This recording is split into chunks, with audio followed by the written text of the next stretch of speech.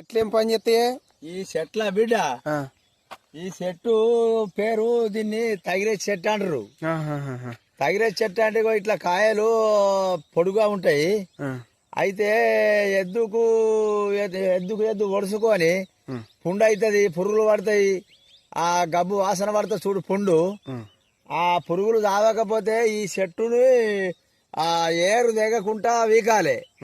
ఏరు దిగకుండా వీకి ఈ ఆకుని నలిసి ఆ పుండు కాడ మెత్తగా నలిసి ఆ పుండు కాడ కొట్టాలి. ఇట్లా ఈ చెట్టుని వీకి కొసలు ముడిగొట్టి ఈ చెట్టుని పక్కకేయాలి.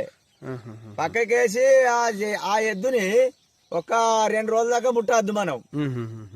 2 రోజుల దాకా ముట్టకపోతే ఆ చెట్టు ఎట్లా ఉల్లారుతుందో ఆ పుండు అట్లట్లా ఉల్లారి ఆ పురుగులు అనేది చచ్చిపోతాయి.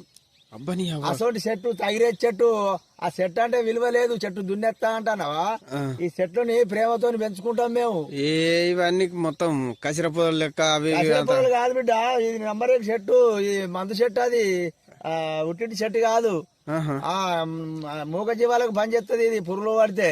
అంటే పశువులకు గాని పశువులకే పనిచేస్తుంది, బర్రెలకు గాని గొడ్లకు గాని బొక్కులకు గాని అన్నిటికి పనిచేస్తుంది పురుగులు పడితే. ఆ చెట్టుని ఏరు దేగకుండా వీకాలి.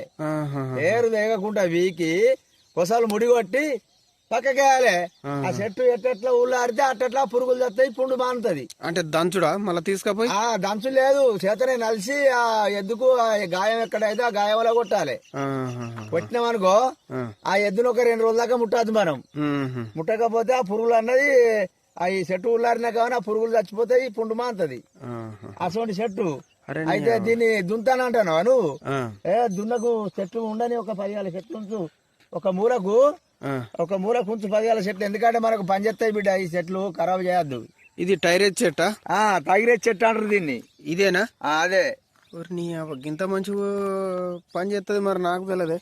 తగిరేజ్ చెట్టు అంటారు దీన్ని. ఇక కాయలు ఇట్లా పొడుగ్గా ఉంటాయి, ఇట్లా పొడుగుంటాయి కాయలు.